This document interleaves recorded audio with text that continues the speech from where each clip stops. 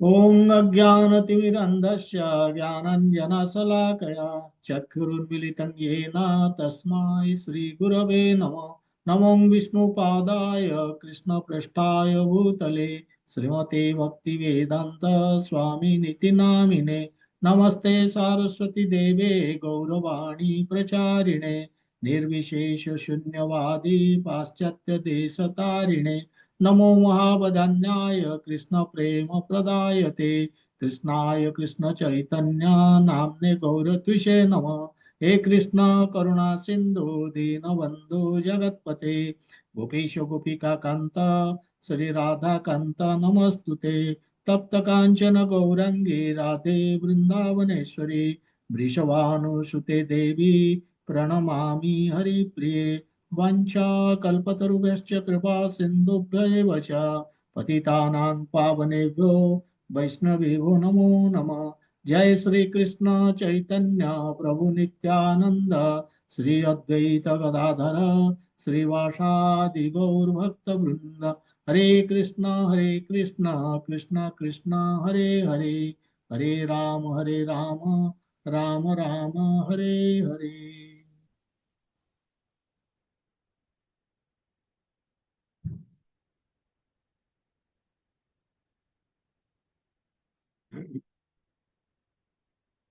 हरे कृष्ण। आमे तृतीय अध्याय कर्मयोग आमे शेष करिचे 25 नंबर श्लोक पर्यंत कंप्लीट करिचे। 26 नंबर श्लोक रु आज नवा। अच्छा, मु कहितली जे आर्थरक पूर्व क्लास रे जे को माने को माने पाखरे बही अछि वर्तमान पाखरे हैंड रेज कर परिबे। हाँ, जो जहाँ को पाखरे बही अछि हैंड रेज भी एथर भी करियो। गोटे अछि रेज हैंड बोली गोटे अछि तळे। हाँ, कले भी एनीवे जो मान प्राय बही अछि जदि पढ़िबा को चाहूचंदी श्लोकटी ମଧ୍ୟ पढ़ी पारंती। पढ़िबा भी भल श्लोक जेमिति पढ़िबा पढ़ी होउची पढ़ंतु किछि असुविधा नाही। जेमिति इच्छा सेमिति पढ़ंतु। 26 नंबर श्लोकटी किए पढ़िबे देखी। अछि बही भास्कर प्रभु पर बही अछि तो।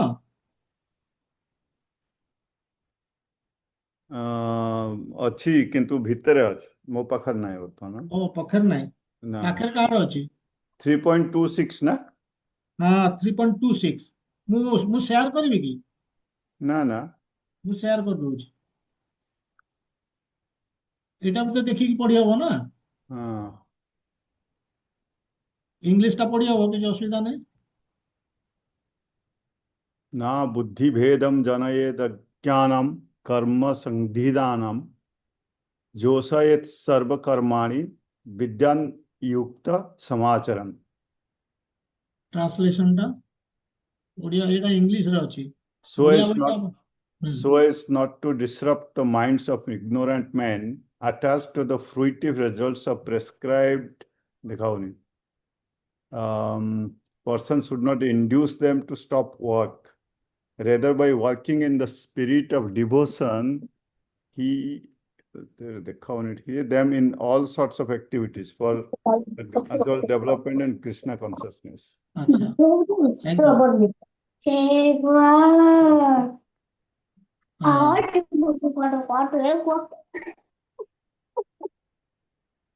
ଆଉ କିଏ ପଢି ପାରିବ?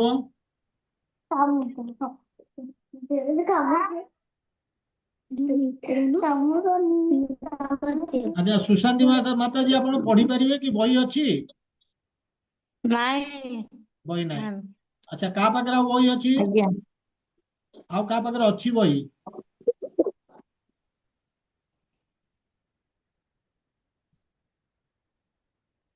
10-12 ଜଣ ଅଛନ୍ତି ତା ଭିତରେ ବି। ଆଚ୍ଛା ଏଇ ଠିକ ଅଛି। ନେକ୍ସଟ କ୍ଲାସ କୁ ପ୍ରିପେୟାର୍ଡ ରହ। ବହି ପାଖରେ ରହିଲେ ଭଲ ପଢିବା ଏବଂ ମୁଁ ବି ଏକୁ ସେୟାର କରୁଛି ତେଣୁ ପଢି ମୁଁ ହବ କିଛି ପଢିପାରିବି ସାର୍। ଆଁ ମୁଁ ପଢିପାରିବି ମାନେ ବୁକ୍ ହଁ ଅଛି। ହଁ ପଢ। ଶ୍ଲୋକଟା ପଢିବି।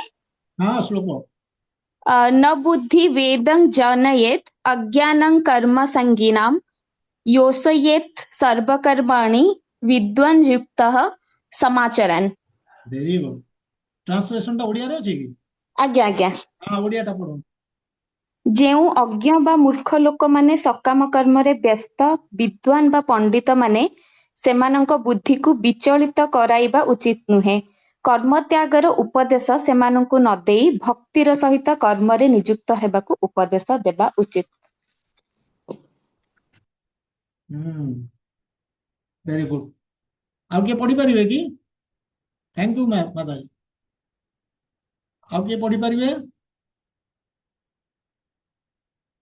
ओके नेक्स्ट क्लास रु प्रिपेयर्ड रह माने बही पाखरे थिबा दरकार ଏବଂ ନିଜେ ସଂସ୍କୃତ ଶ୍ଲୋକଟି କୁ ପଢିବା ଦରକାର ଏବଂ ଟ୍ରାନ୍ସଲେସନ ଯୋଟା ଅନୁବାଦ ତାକୁ ମଧ୍ୟ ଆମେ ଟିକେ ପଢିବା ତାହେଲେ କଣ ହବ ନା ଆମର ନିଜେ ନିଜର ଟିକେ ବଢିବ ଇନଭଲଭମେଣ୍ଟ ବଢିବ ଏବଂ ଶ୍ଲୋକଟି ଭଗବାନଙ୍କର ଶ୍ଲୋକ ଏଟା ଅମୃତ ବାଣୀ ଆମ ପାଟିରେ ପଶିବା ଏଟା ନିହାତି ଦରକାର ତେଣୁ ଏ ଅଭ୍ୟାସ କରିବା ଉଚିତ। ଏନିୱେ ତେବେ ଏଇ ଯୋଉ ଶ୍ଲୋକଟି ଆମେ ନଉଛେ ଇଏ ଆମର यार बैकग्राउंड होउची कौन ना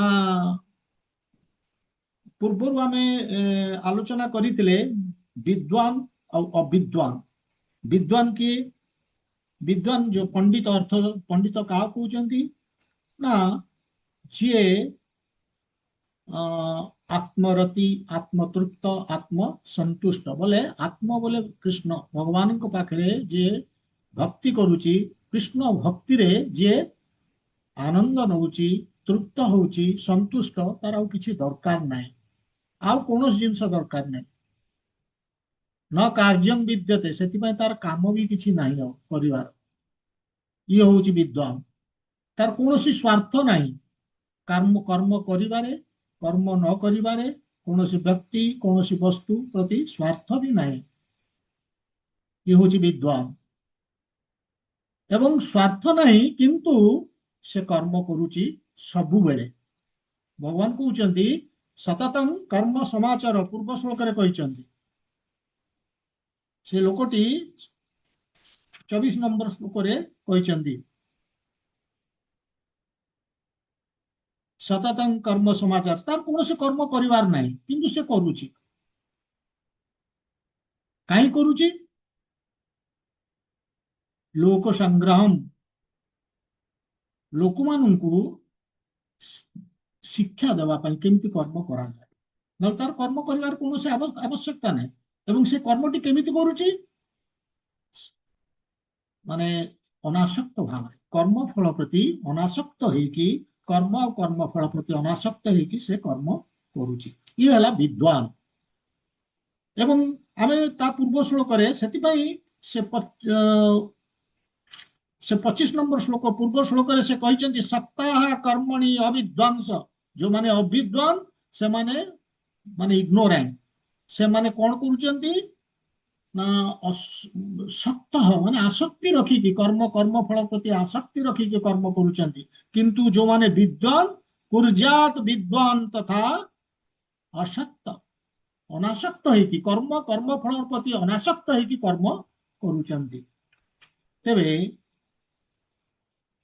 वर्तमान प्रश्न उठुची जे येंकर कर्तव्य कौन ए विद्वानंकर अविद्वान जो माने इग्नोरेंट जो माने अज्ञानतार अछंती काहे कि से माने अज्ञानतार अछंती ना से माने इंद्रिय भोग पाई कर्म करूछन जो कर्मटी करूछंती कर्म फल प्रति आसक्ति अर्थात तांकर सेंस ग्रेटिफिकेशन होउची टार्गेट तो से माने अज्ञानतार अछंती किंतु जे विद्वान से सेंस ग्रेटिफिकेशन करूनी से भगवान का सेवा करुची से भगवान को आनंद दउची निजे आनंद पाइबा पई से चेष्टा करूनी निजर इंद्रिय भोग करिया पई ए शरीर माध्यम से करूनी तो एई भली ए श्लोकटी आमे पूर्व माने विद्वान अविद्वान किंतु वर्तमान आमे जो श्लोकटी आलोचना करिबा एठी विद्वान रो कर्तव्य कोन ए श्लोक रे भगवान कहिबे विद्वान रो कर्तव्य कोन पुनी 29 नंबर श्लोक रे मध्य कहिबे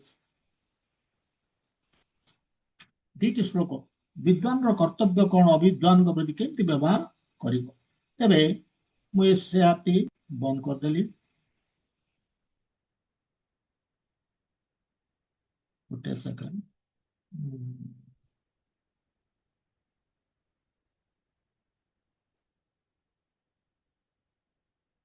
ତେବେ ଏ ଶ୍ଲୋକରେ ଆମେ ଦେଖିଲେ न बुद्धि भेदं जनयेत् अज्ञानं कर्म संगिना जोषयेत् सर्व कर्माणि विद्वान युक्तः समाचरन्। ए श्लोकरे जो कहउचंती जे अज्ञानं कर्म संगिना, फर्स्ट लाइन टा देखंतु, अज्ञानं कर्म संगिना, जो माने अज्ञानी अविद्वान इग्नोरेंट ସେମାନେ କଣ କରୁଛନ୍ତି ନା କର୍ମ ଫଳ ପ୍ରତି ଆସକ୍ତି ହେଇକି କର୍ମ କରୁଛନ୍ତି।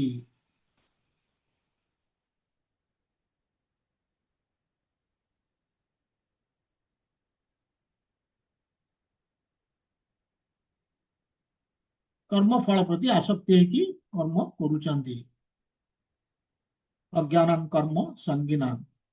କିନ୍ତୁ ଯୋଉମାନେ ବିଦ୍ୱାନ ସେମାନେ କେମିତି କର୍ମ କରିବା କଥା, କଣ କରିବା କଥା? ସେମାନେ ତ କର୍ମ କରୁଛନ୍ତି ଆସକ୍ତ ଅନାସକ୍ତ ହେଇକି, କିନ୍ତୁ ସେମାନେ କଣ କରିବା କଥା ଏ ଶ୍ଲୋକରେ କୁହାହଉଛି।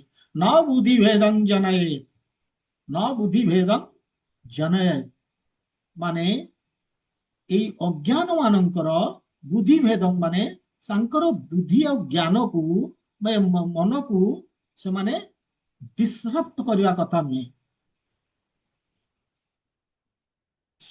ଜନୟେତ୍ ମାନେ କରିବା, ନ ଜନୟେତ୍ ମାନେ କରିବା ଉଚିତ ନୁହେଁ। କଣ ବୁଦ୍ଧି ଭେଦ ମାନେ ତାଙ୍କର ବୁଦ୍ଧିକୁ ଡିସରପ୍ଟ ମାନେ ବିଚଳିତ କରିବା ଉଚିତ ନୁହେଁ। ଏଇ ବିଦ୍ୱାନ ମାନେ କେମିତି କରିବେ? ସେମାନେ ବିଦ୍ୱାନ ତାଙ୍କ ବ୍ୟବହାର କେମିତି କରିବେ ଅବିଦ୍ୱାନଙ୍କ ସାଙ୍ଗରେ? ମାନେ ତାଙ୍କୁ ଯାଇକି ସେମାନେ କହିବେନି ଯେ ଏଇ କାହିଁ କର୍ମ କରୁଛୁ, ଏଇଟା ବନ୍ଦ କରିଦେ, ଏଇଭଳିଆ କର୍ମ କରନା, ନାଇଁ ଏଇଭଳି କହିବେନି। ଯଦିଓ ସେମାନେ ସେନ୍ସ ଗ୍ରାଟିଫିକେସନ କରୁଛନ୍ତି, କରନ୍ତୁ। ତେଣୁ ଏମାନେ କଣ କରିବେ? ବିଦ୍ୱାନ ଯୁକ୍ତ ସମାଚରଣ, ଯୁକ୍ତ ସମାଚରଣ ମାନେ ସେମାନେ ସମାଚରଣ ମାନେ କର୍ମଟି କରିବେ, ଯୁକ୍ତ ମାନେ ସେମାନେ ସୁନ୍ଦର ଭାବରେ ଯୋଉ କର୍ମଟି କରୁଛନ୍ତି, ସେମାନେ ବିଦ୍ୱାନ ସେମାନେ କି କର୍ମ କରୁଛନ୍ତି? କୃଷ୍ଣଙ୍କ ପାଇଁ କର୍ମ କରୁଛନ୍ତି। ସେ କର୍ମଟିକୁ ସେମାନେ ବହୁତ ସୁନ୍ଦର ଭାବରେ କରିବେ। ଆଉ କଣ କରିବେ? ଯୋଷୟେତ୍ ସର୍ବ କର୍ମାଣି, ଯୋଷୟେତ୍ ମାନେ ଯାହା ସବୁ କର୍ମ କରୁଛନ୍ତି ଏମିତି କରୁଛନ୍ତି ଯେ ସେମାନେ ତାକୁ ଦେଖିକି ସେଇଭଳି କର୍ମ କରିବେ, ତାଙ୍କୁ ତାମାନେ ଏଇଭଳିଆ କର୍ମରେ ଲଗେଇବେ। କାହାକୁ? ଅଜ୍ଞାନ ମାନଙ୍କୁ, ଯୋଉ କର୍ମ ନିଜେ କରୁଛନ୍ତି। ତେଣୁ ଖାଲି ଉଦାହରଣ ସେଟ୍ କରିବା କଥା ନୁହେଁ, ତାଙ୍କୁ ମଧ୍ୟ ଏନଗେଜ କରାଇଦେବେ ଇଗ୍ନୋରାଣ୍ଟ ମାନଙ୍କୁ, ଯୋଉମାନେ ମାନେ ଅଜ୍ଞ ବା ଆମେ ଅବିଦ୍ୱାନ କହୁଛେ, ତାଙ୍କୁ ଲଗେଇଦେବେ ବିଭିନ୍ନ ଡିଭୋସନାଲ ଆକ୍ଟିଭିଟିଜରେ, ଭକ୍ତିରେ। ତେବେ ଇଏ ହେଲା ଶ୍ଲୋକଟିର ମିନିଂ। ଆମେ ଏଠି ଦେଖିବା ଗୋଟେ ଇମ୍ପୋର୍ଟାଣ୍ଟ ଜିନିଷ, ଯେ ପ୍ରିଭିୟସ ଶ୍ଲୋକରେ ଯୋଉ ପୂର୍ବ ଶ୍ଲୋକଟା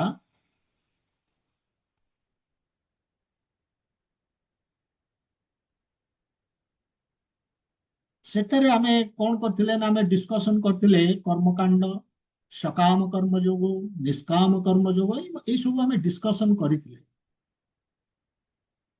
କିନ୍ତୁ ବର୍ତ୍ତମାନ ଆମେ ଆଉ ଗୋଟେ ଷ୍ଟେପ ଆଗକୁ ଯାଉଛେ, ଆମେ ଜ୍ଞାନ ଯୋଗ ବିଷୟରେ ଏଠି ଚର୍ଚ୍ଚା କରିବା। ଆଉ ଗୋଟେ ଜିନିଷ ଦେଖନ୍ତୁ, ଏଇ ଯୋଉ ଅଧ୍ୟାୟଟି, ଏ ଅଧ୍ୟାୟ ମଧ୍ୟ ତାର ଟାଇଟଲ କଣ? କର୍ମଯୋଗ। କିନ୍ତୁ ଆମେ ଦେଖିବା ପ୍ରଭୁପାଦ ପର୍ପଟରେ ସବୁବେଳେ ଭକ୍ତି ଯୋଗ କଥା କହୁଛନ୍ତି। କାହିଁକି? ତାକୁ ମଧ୍ୟ ଚର୍ଚ୍ଚା କରିବା, ଦ୍ୟାଟ ଇଜ ଇମ୍ପୋର୍ଟାଣ୍ଟ। ତେଣୁ ତା ପୂର୍ବରୁ ଆମେ ଜାଣିବା ଦରକାର, ଏ ଶ୍ଲୋକଟିକୁ ଆମେ ଯେତେବେଳେ ଚର୍ଚ୍ଚା କରିବା, ଆମେ ଜାଣିବା ଦରକାର ଯେ ଜଣେ ଲୋକ କେତେବେଳେ ଏଇ ଯୋଉ ଜ୍ଞାନ ଯୋଗୀ ବିଷୟ ମୁଁ କହୁଛି ଚର୍ଚ୍ଚା କରିବା, ମାନେ କର୍ମ ସନ୍ନ୍ୟାସ ଯିଏ ନବ, ଇଏ କିଏ କର୍ମ ସନ୍ନ୍ୟାସ ନେଇପାରିବ? ପ୍ରଥମ କଥା। ଏବଂ କର୍ମ ସନ୍ନ୍ୟାସ ମାନେ କଣ? କର୍ମ ସନ୍ନ୍ୟାସର ଅର୍ଥ ହଉଛି ଯେ ଖାଲି ଯେ କର୍ମକୁ ତ୍ୟାଗ କରିବ, କର୍ମ ଫଳକୁ ତ୍ୟାଗ କରିବ, ପରିବାର ତ୍ୟାଗ କରିବ, ସଂସାର ତ୍ୟାଗ କରିବ, ଖାଲି ସେତିକି ନୁହେଁ। ସେ ମଧ୍ୟ ସବୁ ନୀତି ନିୟମ ବିଧି ପର୍ବପର୍ବାଣୀ ସବୁ କିଛି ସେ ତ୍ୟାଗ କରିଦବ, ତାର ଆବଶ୍ୟକତା ନାହିଁ ସେଗୁଡା କରିବା। ଇଏ ହେଲା ଜ୍ଞାନ ଯୋଗୀ।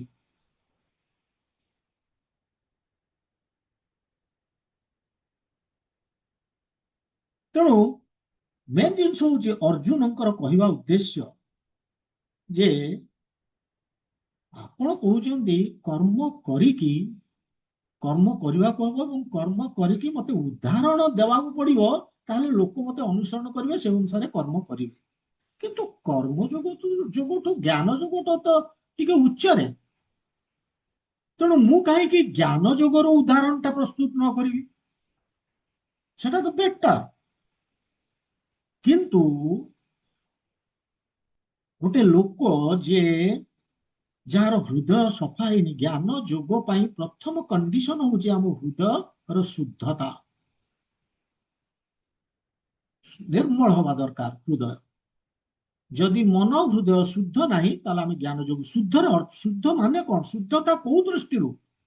ଯେ ଯୋଉ ଆମର ମାଲିକ ହବାର ଗୋଟେ ଟେଣ୍ଡେନ୍ସି ରହିଛି, ସେଥିରୁ ଆମେ ଶୁଦ୍ଧ ହବା ପ୍ରତ୍ୟେକ ଜିନିଷରେ। ମୁଁ ମୋର ଏଇ ଯୋଉ ମାଲିକ ହବା, ସେଇ ଟେଣ୍ଡେନ୍ସିରୁ ଆମକୁ ଶୁଦ୍ଧ ହବାକୁ ପଡିବ। ସେକେଣ୍ଡ, କର୍ମ ଫଳ ପ୍ରତି ଆସକ୍ତି ଆମର ବି ରହିବନି।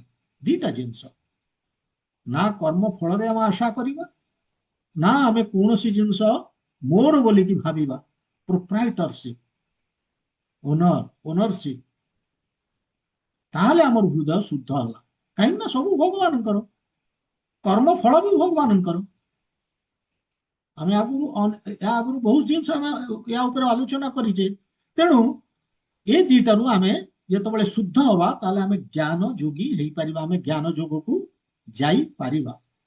ଯୋଉ ପର୍ଯ୍ୟନ୍ତ ଏ ଦିଟାରୁ ଆମେ ଶୁଦ୍ଧ ହେଇନେ, ଆମେ ଜ୍ଞାନ ଯୋଗୀ ହେଇପାରିବାନି। ତେବେ କୃଷ୍ଣ କାହିଁକି ଏ କଥା କହୁଛନ୍ତି ଅର୍ଜୁନଙ୍କୁ? କହିବାର ଉଦ୍ଦେଶ୍ୟ ହଉଛି ଅର୍ଜୁନ ସବୁବେଳେ ଭାବୁଛନ୍ତି ଯେ କର୍ମଟିକୁ ତ୍ୟାଗ କରିଦେଇକି, ଯୁଦ୍ଧ କାମଟିକୁ ତ୍ୟାଗ କରିକି ସବୁବେଳେ ସନ୍ନ୍ୟାସ ହେଇଯିବା ପାଇଁ ଚିନ୍ତା କରୁଛନ୍ତି, କର୍ମ ସନ୍ନ୍ୟାସ ନେବା ପାଇଁ। ତାହେଲେ ସେ ଯୁଦ୍ଧଟିକୁ ଆଭଏଡ କରିଦେବେ ଏବଂ ସେ କହୁଛନ୍ତି କର୍ମ ସନ୍ନ୍ୟାସ ବଳରେ ମୁଁ ତ ବେଟର ଏକ୍ସାମ୍ପଲ କ୍ରିଏଟ କରିବି, ଯୋଉଟା କି ବେଟର କର୍ମ ଯୋଗଠୁ। ଭଗବାନ କହୁଛନ୍ତି ଅର୍ଜୁନ, ତମେ नो डाउट जड़े स्वयं सिद्धि सेल्फ रियलाइज पर्सन, तमें विद्वान, तमर योग्यता अच्छी, तम हृदयर शुद्धता रही, तुम पाखे नहीं प्रोप्राइटरशिप, मालिक हबार जो टेंडेंसी सेटा नहीं, ना कर्म फल तुम आशा करुच, तुम स्वयं सिद्ध व्यक्ति मु जानुची, किंतु तमें सीना ज्ञान जोगी हो पार, किंतु तमें हूँ लोक मान आदर्श, लोक तमें शासक, तुमको लोक देखुंट जहाँ तमें कर ही करेंगे।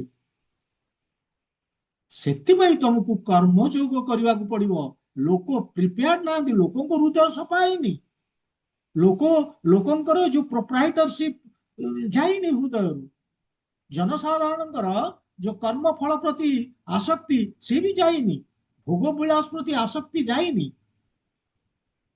तेणु हृदय सफा है। तमें ज्ञान जोग स्थल को चलीगले से तुमको तुम कर्म को से भली कर्म से करें कहीं ना, जदि भी करेंगे जेहेतु भोगवासन इच्छा अच्छी, जदिओ से कर्म को त्याग करदे, शरीर से माने स्ताणु करदे, इनएक्टिव करदे, किंतु मन तांकर एक्टिव रहिबो। से माने ध्यान करेंगे से भोग्य वस्तु पर, कहीं ना भोग कर इच्छा रही, ताले से माने मिथ्याचारी हेबे। कहीं मिथ्याचारी हेबे ना, ना से सन्यास हेकी तुमको फॉलो करी अनुसरण करी सन्यास हेकी ना सन्यासर कर्म से करि परिबे, ना वर्तमान से ये जो कर्म जो भोग वासनाटा से करुथिले, जो कर्म करुथिले ताकू भी से करि परिबे ठीक रे, बरं गुप्त भाव रे से कौन करिवे ना भोग करिवे एवं ताकू लोक देखिकी से बळे। तेणु सोसाइटी रे विभ्राट विशृंखला देखा जीवो।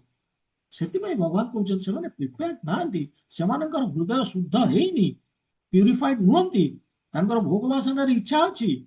तेणु तमे जो भावुच सब बेले ज्ञान जोग को पळेई जीव, कर्म को त्याग करदब, तमे योग्य, किंतु तमे होछ आदर्श लोकंक पाई। एई कथा भगवान कहउछंती। तेबे फर्स्ट थिंग ଏଠି ଯୋଉ ଇଗ୍ନୋରାଣ୍ଟ ଲୋକଙ୍କ କଥା କହିଛନ୍ତି, এই ইগনোরান্ট বা অবিদ্বান এମାନେ এক্সাক্টলি কাହା ମାନେ ଏକ୍ଜାକ୍ଟଲି କୋଉ ଇଗ୍ନୋରାଣ୍ଟ ବିଷୟରେ ଭଗବାନ ଚର୍ଚ୍ଚା କରୁଛନ୍ତି ସେଟା ମଧ୍ୟ ଆମର ଜାଣିବା ଦରକାର। ଏଇଟା ନିଶ୍ଚିତ କଥା, ପୁରା ସଫା କଥା ଯେ ଆମେ ଭଗବତ ଗୀତାରେ ବର୍ତ୍ତମାନ ଯାହା ଡିସ୍କସନ କରୁଛେ, ଆମେ ମାନେ ଏଇ ଯୋଉ ଆସ୍ତିକ ନାସ୍ତିକ ଯୋଉମାନେ ଭଗବାନ ମାନେ ପୁରା ଏଗେନଷ୍ଟ ଡେଡ୍ ଏଗେନଷ୍ଟ ଗଡ୍, ତାଙ୍କ ବିଷୟରେ ଆମେ ଡିସ୍କସନ କରୁନେ। ଯୋଉମାନେ ଶାସ୍ତ୍ରରେ ବିଶ୍ୱାସ କରୁନାହାନ୍ତି ତାଙ୍କ ବିଷୟ ବି ଡିସ୍କସନ କରୁନେ, ଭଗବାନ କରୁନାହାନ୍ତି। ଯୋଉମାନେ ବିଶ୍ୱାସ କରୁଛନ୍ତି ଶାସ୍ତ୍ରରେ କିନ୍ତୁ ଶାସ୍ତ୍ରକୁ ଅନୁସରଣ କରୁନାହାନ୍ତି ତାଙ୍କ ବିଷୟ ବି ଡିସ୍କସନ କରୁନାହାନ୍ତି, ଚର୍ଚ୍ଚା କରୁନାହାନ୍ତି। କାହା ବିଷୟରେ ଚର୍ଚ୍ଚା କରୁଛନ୍ତି ଭଗବାନ ଏଠି ଫୋକସ କରିଛନ୍ତି? ସମସ୍ତେ ହଉଛନ୍ତି ଅଜ୍ଞାନୀ, ଇଗ୍ନୋରାଣ୍ଟ, ଅବିଦ୍ୱାନ, କିନ୍ତୁ କାହା ଏକ୍ଜାକ୍ଟଲି କୋଉ ଅଜ୍ଞାନୀଙ୍କ କଥା ଏଠି ଭଗବାନ ଫୋକସ କରିଛନ୍ତି? ଏଠି ଅଜ୍ଞାନୀ ଏଇମାନଙ୍କ ବିଷୟ ଯୋଉମାନେ ଶାସ୍ତ୍ରକୁ ଅନୁସରଣ କରୁଛନ୍ତି, ନୀତି ନିୟମ ଶାସ୍ତ୍ରର ନୀତି ନିୟମ ଅନୁସାରେ କର୍ମ କରୁଛନ୍ତି, କିନ୍ତୁ ଇନ୍ଦ୍ରିୟ ଭୋଗ ପାଇଁ ଫର ସେନ୍ସ ଗ୍ରାଟିଫିକେସନ ତାଙ୍କରି ଉପରେ ଫୋକସ କରିଛନ୍ତି, ସେଇ ଅଜ୍ଞାନୀଙ୍କ ବିଷୟରେ ଏଠି କହୁଛନ୍ତି।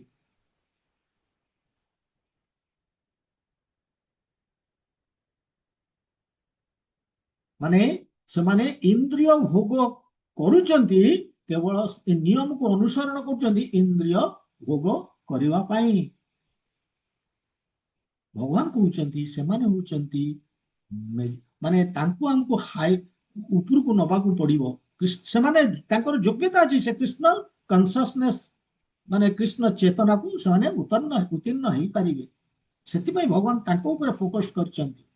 ସେଇ ଅଜ୍ଞାନୀ ଯୋଉମାନେ ଇନ୍ଦ୍ରିୟ ଭୋଗ କରୁଛନ୍ତି କିନ୍ତୁ ନୀତି ନିୟମ ଫଳ ଅନୁସରଣ କରୁଛନ୍ତି, ଆଉ ସେମାନେ ହଉଛନ୍ତି କାହିଁକି ତାଙ୍କରି ବିଷୟ ଫୋକସ କରୁଛନ୍ତି?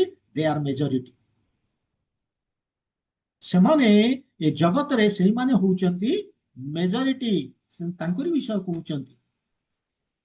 କେମିତି ସେମାନଙ୍କୁ ଆମେ ଆମେ ତାଙ୍କୁ ହିଁ ଭଗବାନ କହୁଛନ୍ତି, ଆମେ ତାଙ୍କୁ ହିଁ ଉର୍ଦ୍ଧ୍ୱକୁ ଆଗ ଉଠେଇବାକୁ ଚେଷ୍ଟା କରୁଛେ, କୃଷ୍ଣ ଚେତନାକୁ। କାହିଁକି ତାଙ୍କୁ ଉଠେଇବାକୁ ଚେଷ୍ଟା କରୁଛେ? ଏକ ତ ମେଜରିଟି ସେମାନେ, ଦ୍ୱିତୀୟରେ ଦେ ଆର ମଚ ବେଟର। କାହା ଅପେକ୍ଷା? ନାସ୍ତିକ ମାନଙ୍କ ଅପେକ୍ଷା, ଯୋଉମାନେ ଶାସ୍ତ୍ରରେ ବିଶ୍ୱାସ କରୁନାହାନ୍ତି। ଯେଉଁମାନେ ଶାସ୍ତ୍ରରେ ବିଶ୍ୱାସ କରୁଛନ୍ତି କିନ୍ତୁ ଶାସ୍ତ୍ରକୁ ଅନୁସରଣ କରୁନାହାନ୍ତି, ତାଙ୍କ ଅପେକ୍ଷା ବେଟର। କାହିଁକି ନା ଯେହେତୁ ଏମାନେ, ସେ କହୁଛନ୍ତି ଏମାନଙ୍କୁ ଧୀରେ ଧୀରେ ଧୀରେ ଧୀରେ এই ଯୋଉମାନେ ଇନ୍ଦ୍ରିୟ ଭୋଗ କରୁଛନ୍ତି, ଯେହେତୁ ଶାସ୍ତ୍ର ଅନୁସରଣ କରୁଛନ୍ତି, ତାଙ୍କୁ ଆମେ ଉଚ୍ଚ ଚେତନାକୁ ଆମେ ଉତ୍ତୀର୍ଣ୍ଣ କରାଇ ପାରିବା, ତାଙ୍କୁ ନେଇପାରିବା ହାୟର କନସିୟସନେସକୁ, କୃଷ୍ଣ କନସିୟସନେସକୁ ଆମେ ତାଙ୍କୁ ନେଇପାରିବା। କାହିଁକି ନା ସେମାନେ ନୀତି ନିୟମ ଫଲୋ କରୁଛନ୍ତି, ଅନୁସରଣ କରୁଛନ୍ତି। ସେମାନେ ଆସିପାରିବେ କୃଷ୍ଣ ଚେତନା ସ୍ତରକୁ, ସେମାନେ ଆସିପାରିବେ। କାହିଁକି ନା ସେମାନେ ନୀତି ନିୟମ ଫଲୋ କରୁଛନ୍ତି। ଦିସ୍ ଇଜ ଇମ୍ପୋର୍ଟାଣ୍ଟ ଯେ ଯଦି ସେମାନେ ଶାସ୍ତ୍ର ଫଲୋ କରୁଛନ୍ତି ଏବଂ ଫଲୋ କରିକି ସେଇ ଇନ୍ଦ୍ରିୟ ଭୋଗ କରୁଛନ୍ତି, ଡଜଣ୍ଟ ମ୍ୟାଟର, କିନ୍ତୁ ସେ ଇନ୍ଦ୍ରିୟ ଭୋଗଟା କେମିତି କରୁଛନ୍ତି? ନା ଶାସ୍ତ୍ରର ନିୟମ ଅନୁସାରେ କରୁଛନ୍ତି, ଫଲୋ କରିକି। ତେଣୁ ସେମାନେ, ସେ କହୁଛନ୍ତି ଯେ ଡଜଣ୍ଟ ମ୍ୟାଟର ସେମାନେ ଇନ୍ଦ୍ରିୟ ଭୋଗ କଲେ ବି, କାହିଁକି ନା ସେମାନେ ଅନୁସରଣ କରୁଛନ୍ତି ଏବଂ ତାଙ୍କୁ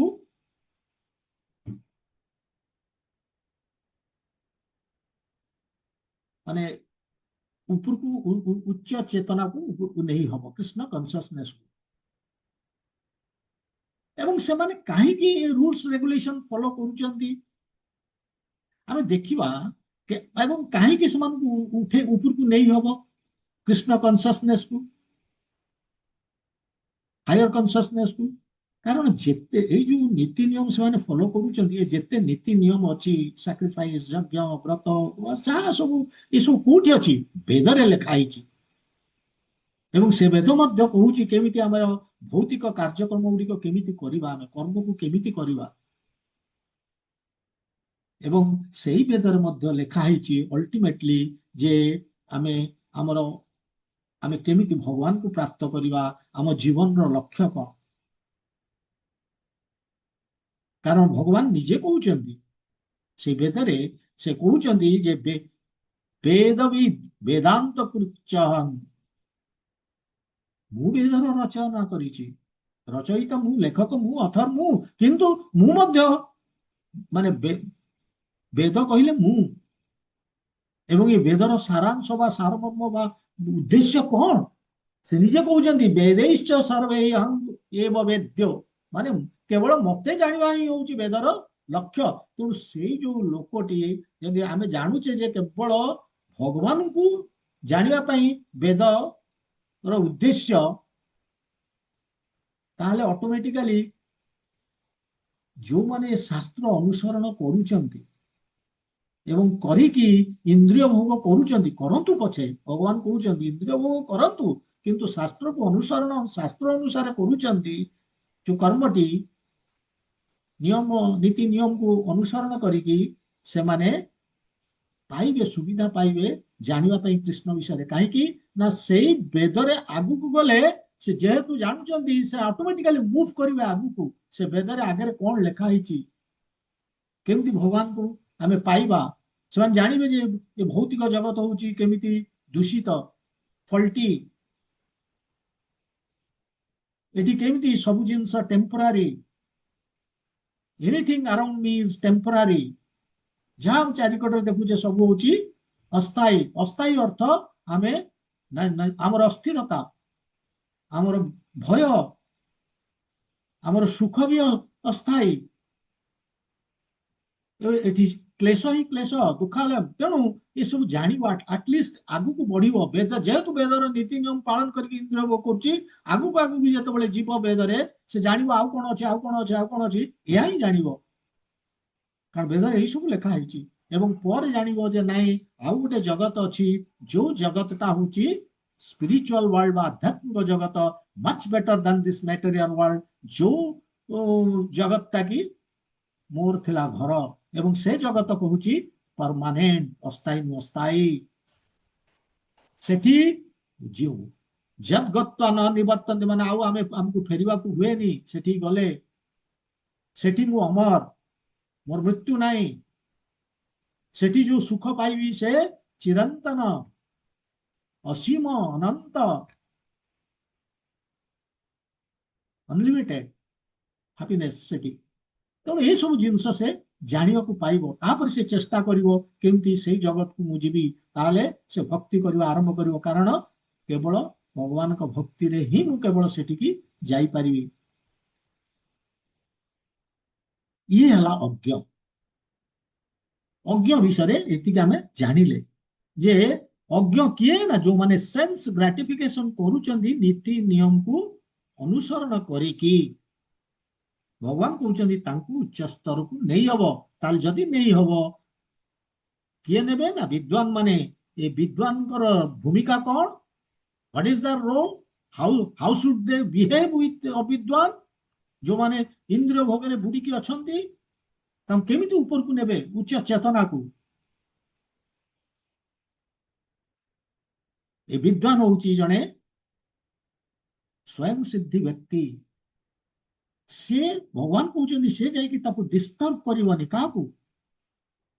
ଯିଏ ଅବିଦ୍ୱାନ, ଯିଏ ଇନ୍ଦ୍ରିୟ ଭୋଗ କରୁଛି, କମ ସେ କମ ନିୟମ ତ ପାଳନ କରୁଛି,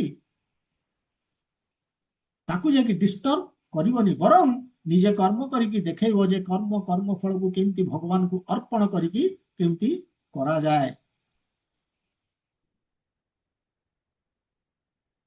ଆଉ ନାଇଁ, ଯଦି ଅର୍ଜୁନ ଯେମିତି ଭାବୁଛନ୍ତି ଜ୍ଞାନ ଯୋଗ ବଳରେ ସେ ସେଟ୍ କରିବେ ଏକ୍ସାମ୍ପଲ, ଲୋକ ତାକୁ ଫଲୋ କରିବେ, ଅର୍ଥାତ୍ ଯଦି ଜ୍ଞାନ ଯୋଗୀ କର୍ମଯୋଗୀକୁ ଯାଇକି କହିବ ଆରେ କଣ ତୁ କରୁଛୁ, ଏସବୁ ବେକାର ଜିନିଷ କରୁଛୁ, ଇନ୍ଦ୍ରିୟ ଭୋଗ କାମ, ତାକୁ ବନ୍ଦ କର, ୟୁଜଲେସ୍, ଜ୍ଞାନ ସ୍ତରକୁ ଆ। ଯେତେବେଳେ ସେଇ ଲୋକଟି କମ୍ପ୍ଲିଟଲି ଆସକ୍ତ ହେଇଛି କର୍ମଫଳ ପ୍ରତି, ଡୁବିକି ରହିଛି ଇନ୍ଦ୍ରିୟ ଭୋଗରେ, ତାକୁ ଯେତେବେଳେ ଏଇଟିଆ କହିଦବା ଆମେ ଯାଇକି, ସେ କଣ ହବ? ସେ ଡିଷ୍ଟର୍ବ ହେଇଯିବ, ବିଚଳିତ ହେଇଯିବ। ଏବଂ ବିଚଳିତ ହେଲେ କ'ଣ ହବ? ଏକ ତ ତାର ଯୋଗ୍ୟତା ନାହିଁ ଜ୍ଞାନ ଯୋଗକୁ ଯିବା ପାଇଁ, ତାକୁ ଆମେ ଫୋର୍ସ କରୁଛେ ଯେ ଏଟା ଛାଡ ଜ୍ଞାନ ଯୋଗକୁ ଆ, ତାର ଯୋଗ୍ୟତା ନାହିଁ, ହୃଦୟର ଶୁଦ୍ଧତା ନାହିଁ, ସେ ଇନ୍ଦ୍ରିୟ ଭୋଗ କରିବାକୁ ଚାହୁଁଛି। ପ୍ରଥମ ଜିନିଷ ଇନ୍ଦ୍ରିୟ ଭୋଗ ଜିରୋ ହବା ଦରକାର, ତାହେଲେ ଶୁଦ୍ଧ ହେଇଗଲା ହୃଦୟ, କିନ୍ତୁ ତାର ଯୋଗ୍ୟତା ନାହିଁ, ଆମେ ତାକୁ ଫୋର୍ସ କରୁଛେ, ତାର ମନ ଅସ୍ଥିର ହେଇଯିବ। ଫଳରେ କ'ଣ ହବ ନା ସେ ଯାହା କରୁଛି ସେତିକି ବି କରିବନି, ଯୋଉ କର୍ମଯୋଗଟି କରୁଛି ସେ କରିବନି। ଆଟଲିଷ୍ଟ ସେ କର୍ମଯୋଗ କରି କରି କରି କରି କରି କରି ସେ ରିଫାଇନ୍ ହେଇଥାନ୍ତା, ସେ ଶୁଦ୍ଧ ହେଇଯାଇଥାନ୍ତା ଏବଂ ସେ ଯାଇଥାନ୍ତା ଜ୍ଞାନ ଯୋଗକୁ। ତାହେଲେ ଆମେ କ'ଣ କଲେ? ତାକୁ ଡିଷ୍ଟର୍ବ କରିକି ତାକୁ ସେ ଜ୍ଞାନ ଯୋଗକୁ ଯିବା ପାଇଁ ଆମେ ତାକୁ ରୋକିଦେଲେ। ଏବଂ ସେକେଣ୍ଡ ଜିନିଷ କ'ଣ କଲେ ନା ସେ ଯୋଉ କର୍ମଯୋଗଟି କରୁଥିଲା ଯୋଉ ସ୍ତରରେ ରହିକି ସେତକ ବି ସେ ବନ୍ଦ କରିଦେଲା।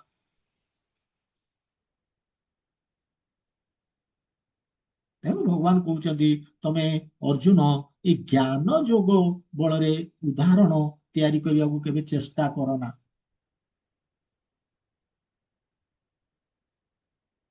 କହିବାର ଉଦ୍ଦେଶ୍ୟ ହଉଛି ଯେ ବହୁତ ଡିଫିକଲ୍ଟ ଗୋଟେ ଲୋକ ଯେ ଇନ୍ଦ୍ରିୟ ଭୋଗ କରୁଛି ତାକୁ ଆମେ କହିବା ଜ୍ଞାନ ଯୋଗୀ ହବା ପାଇଁ ଭେରି ଡିଫିକଲ୍ଟ। ତାକୁ ଆମେ ଦେଖେଇବା ଉଦାହରଣ, ଆରେ ଜ୍ଞାନ ମୋ ଭଳିଆ କର୍ମ ସନ୍ନ୍ୟାସ ନେଇଯା, ଅର୍ଥାତ ସଂସାର ତ୍ୟାଗ କରିଦେ, ପରିବାର ତ୍ୟାଗ କରିଦେ, କର୍ମକୁ ତ୍ୟାଗ କର, କର୍ମ ଫଳକୁ ତ୍ୟାଗ କର, ସବୁ ବିଧି ନିୟମ ସବୁ ତ୍ୟାଗ କର, ଯାଇକି ସନ୍ନ୍ୟାସ ତପସ୍ୟା କର। ଭେରି ଡିଫିକଲ୍ଟ, ଆମେ ତାକୁ କରିପାରିବାନି, ଏହା ହିଁ କହୁଛନ୍ତି ଭଗବାନ।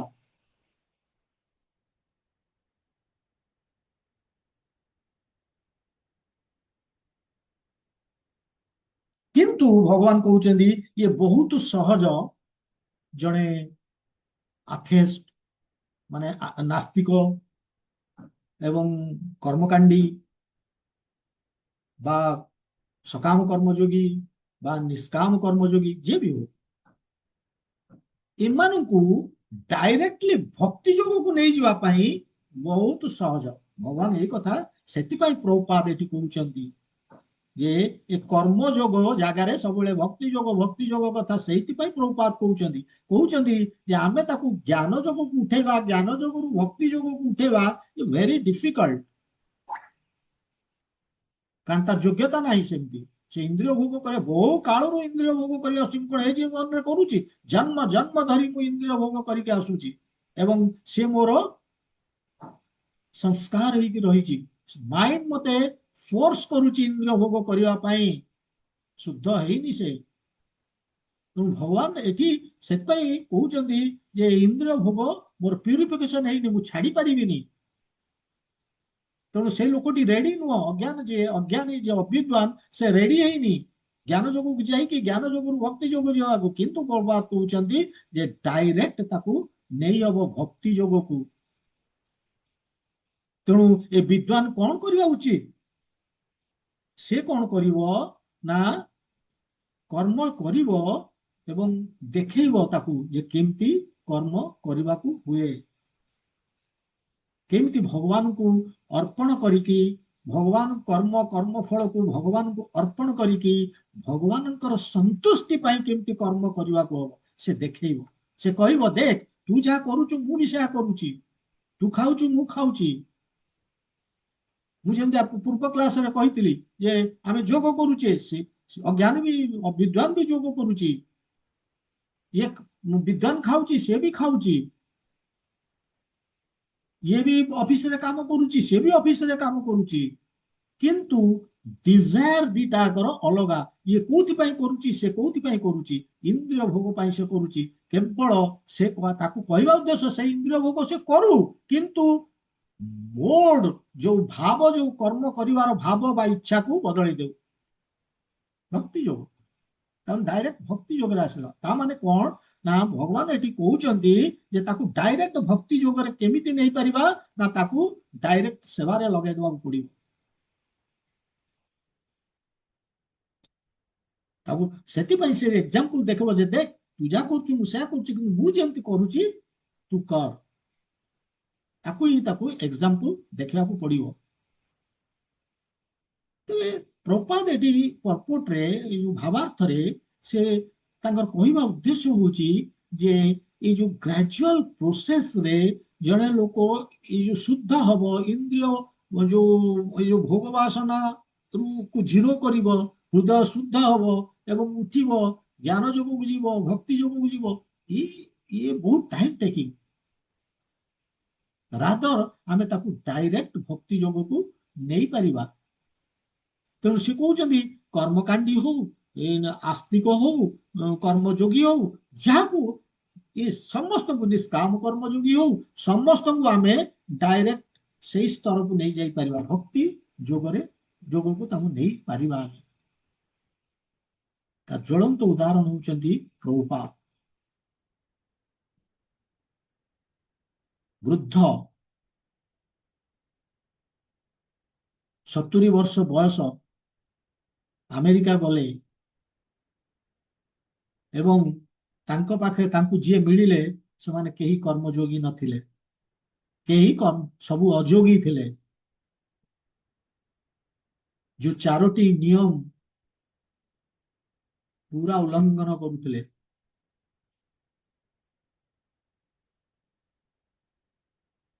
ମଦ,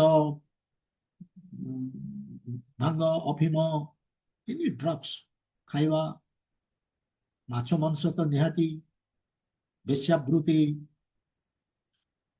ବିଭିନ୍ନ ସ୍ତ୍ରୀଙ୍କ ସଙ୍ଗ, ଜୁଆ ଖେଳ, ଏଇଥିରେ ଲିପ୍ତ ଥିଲେ ଏମାନେ।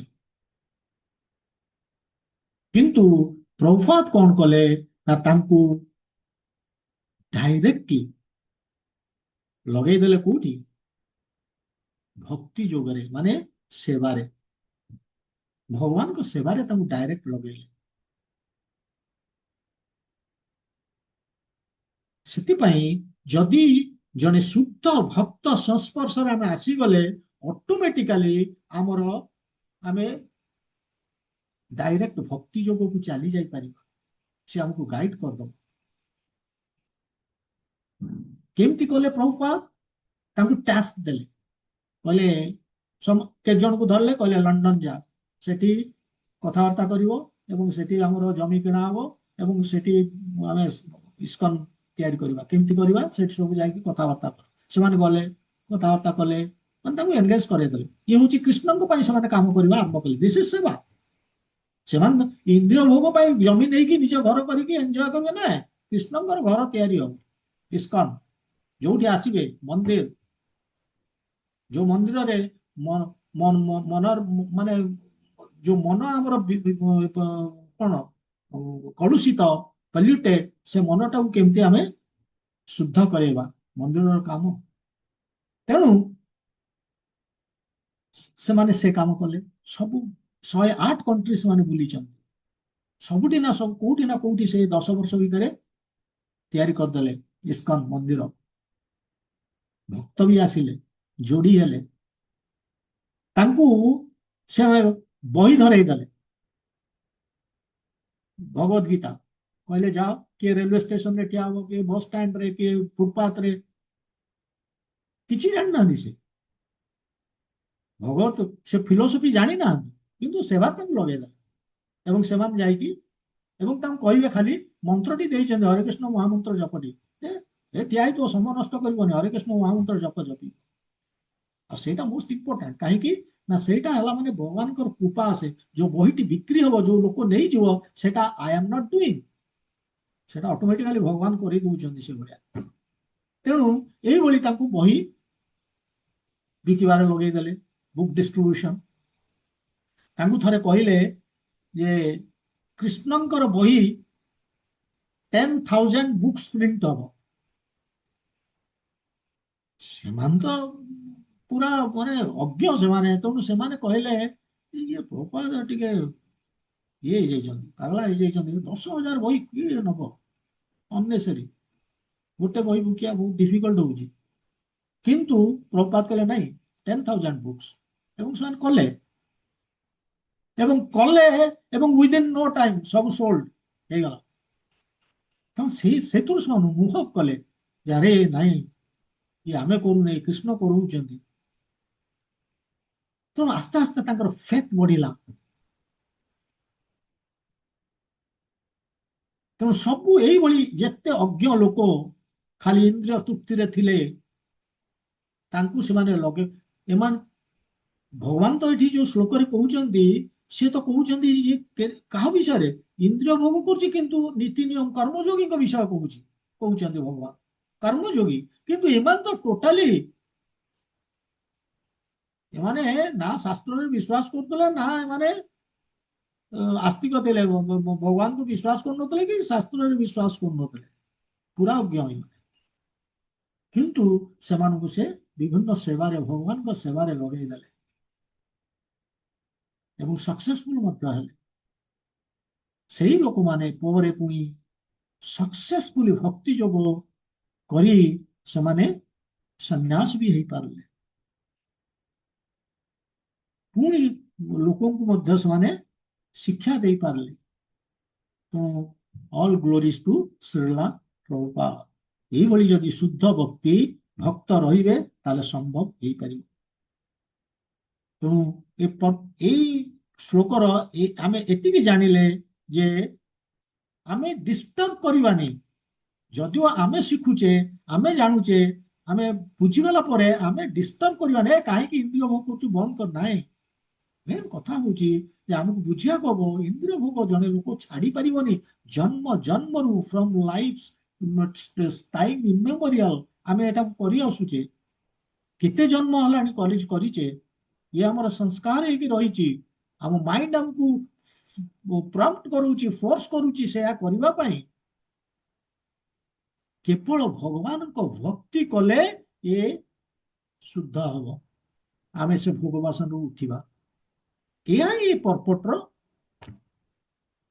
ଜିଷ୍ଟ ଆଉ କିଛି ନାହିଁ ତେଣୁ ଡାଇରେକ୍ଟ ଆମକୁ ଭକ୍ତି ଆରମ୍ଭ କରିବାକୁ ପଡିବ ସେ ଭକ୍ତି କଣ ଆମେ ଯେତେବେଳେ ନେକ୍ସଟ କ୍ଲାସ କରିବା ଆମେ ଗୋଟେ ଶ୍ଲୋକ ଆସୁଛି ଭେରି ଇମ୍ପୋର୍ଟାଣ୍ଟ ଶ୍ଲୋକ ଏଇ ଇଗ୍ନୋରାଣ୍ଟ ଯୋଉମାନେ ସମସ୍ତେ ଆମେ ସେଇଆ ଇଗ୍ନୋରାଣ୍ଟ ଆମେ ଯଦିଓ ଭଗବାନଙ୍କର ଆମେ ଯଦିଓ ଶାସ୍ତ୍ରର ନିୟମ ଅନୁସାରେ କରୁଛେ ଇନ୍ଦ୍ରିୟ ଭୋଗ କରୁଛେ କର୍ମ କରିକି କିନ୍ତୁ ଆମେ ସବୁ ଅଜ୍ଞ ଭଗବାନଙ୍କ ଯୋଉ କାଟେଗୋରୀ ତିଆରି କରିଛନ୍ତି ଆମେ ସେ ଅନୁସାରେ ଆମେ ଅଜ୍ଞ ଅବିଦ୍ୱାନ କିନ୍ତୁ ଏ ଅବିଦ୍ୱାନ କାହିଁକି ଅବିଦ୍ୱାନ ତାର କାରଣ କଣ ଏବଂ ସେ କେମିତି ବିଦ୍ୱାନ ହେଇପାରିବ এই ଜିନିଷ ଆମେ ଜାଣିବା next Shloka is very important 27 নম্বর ଶ୍ଲୋକଟି ପ୍ରକୃତେ କ୍ରିୟମାଣାନି ସେଇ ଶ୍ଲୋକ ଆଜି ସମୟ ନାହିଁ ବହୁତ ଏକ୍ସଟେନ୍ସିଭ ଏ ଶ୍ଲୋକଟି ଆକୁ ଆମେ କରିପାରିବାନି ଆକୁ ଗୋଟେ କ୍ଲାସ ଦରକାର ମୁଁ ଭାବିଥିଲି ଆଜି ଦିଟା ଶ୍ଲୋକ କରିବି କିନ୍ତୁ କରିପାରିବିନି ବହୁତ ଟାଇମ ହେଇଗଲାଣି ଏଇଟା ବୁଝେଇବା ପାଇଁ ତେବେ 27 নম্বର ଶ୍ଲୋକଟି ବହୁତ ଇମ୍ପୋର୍ଟାଣ୍ଟ ଶ୍ଲୋକ ତାକୁ ଆମେ ଡିସ୍କସନ କରିବା ଏକ୍ସଟେନ୍ସିଭଲି ଆମେ ଜାଣିବା ଯେ କାହିଁକି ଆମେ ଏ ଇନ୍ଦ୍ରିୟ ଭୋଗ କରୁଛେ ରିଜିନ କଣ ଆମେ କାହିଁକି ଛାଡି ପାରୁନେ ଏସବୁ ରିଜିନ ଭଗବାନ ବତଉଛନ୍ତି ଆମେ ଜାଣିନେ କେତେ ଇମ୍ପୋର୍ଟାଣ୍ଟ ଶ୍ଲୋକ ଗୁଡାକ ଆସୁଛି ଭଗବାନ କେତେ ସୁନ୍ଦର ଭାବରେ ତାକୁ ଏକ୍ସପ୍ଲେନ କରୁଛନ୍ତି ଆମର ଆମର ସେ ପ୍ରତ୍ୟେକ ଜିନିଷକୁ ସେ ଆମ ନାଡିକୁ ଚିପିଛନ୍ତି ଯେ ଆମର କଣ ପ୍ରୋବ୍ଲେମ ରହିଛି କୋଉଠି ଆମେ କେମିତି କଣ କରିବା ଏବଂ ଏଥିରୁ ଉର୍ଦ୍ଧ୍ୱକୁ ଉଠିବା ଏସବୁ ଜିନିଷ ସେ ବହୁତ ସୁନ୍ଦର ଭାବରେ ବୁଝେଇ ଚାଲୁଛନ୍ତି ତେବେ ଦେଖିବା ଆମେ ଭବିଷ୍ୟତରେ ଆସିବା ନେକ୍ସଟ କ୍ଲାସରେ ଏବଂ ସେଇଠି ମଧ୍ୟ ମୁଁ କହିବି ଜଣେ ଆମର ପ୍ରଶାନ୍ତି ମାତାଜୀ ପଚାରିଥିଲେ ଯେ ଆକ୍ଚୁଆଲି ଭକ୍ତି ମାନେ ଯୋଉ ଆମେ କହୁଛେ କୃଷ୍ଣଙ୍କ ପାଇଁ କର୍ମ କଣ କି କର୍ମ କଣ କରିବା ଆମେ ଯୋଉ କହୁଛେ କୃଷ୍ଣଙ୍କର ଭକ୍ତି କରିବା ବା କର୍ମ କି କର୍ମ ସେଟା ଆମେ ସେଇ ଶ୍ଲୋକ ଯେତେବେଳେ ଆମେ 27 নম্বର ଶ୍ଲୋକ କରିବା ସେଇଠି ଏଟା ଅଟୋମେଟିକାଲି ଆସିଯିବ ବି ବହୁତ କଥା ଆମେ ତାକୁ ଡିସ୍କସନ ସେଇଠି କରିଦବା ହରେ କୃଷ୍ଣ ଆଜି ସମୟ ହେଇଯାଇଛି ନେକ୍ସଟ କ୍ଲାସରେ ଆପଣ ଆସନ୍ତୁ ପ୍ରିପେୟାର୍ଡ ହେଇକି ନିଜେ ଶ୍ଲୋକ ପଢିବେ ନିଜେ ଅନୁବାଦ ପଢିବେ ହଁ ଆସ୍ତେ ଆସ୍ତେ ଆମେ ଟିକେ ଆକ୍ଟିଭିଟିଜ ବଢେଇବା ग्रंथराज श्रीमद् भगवद गीता की जय श्रीला प्रभुपाद की जय गौर भक्त वृंद की जय हरे कृष्ण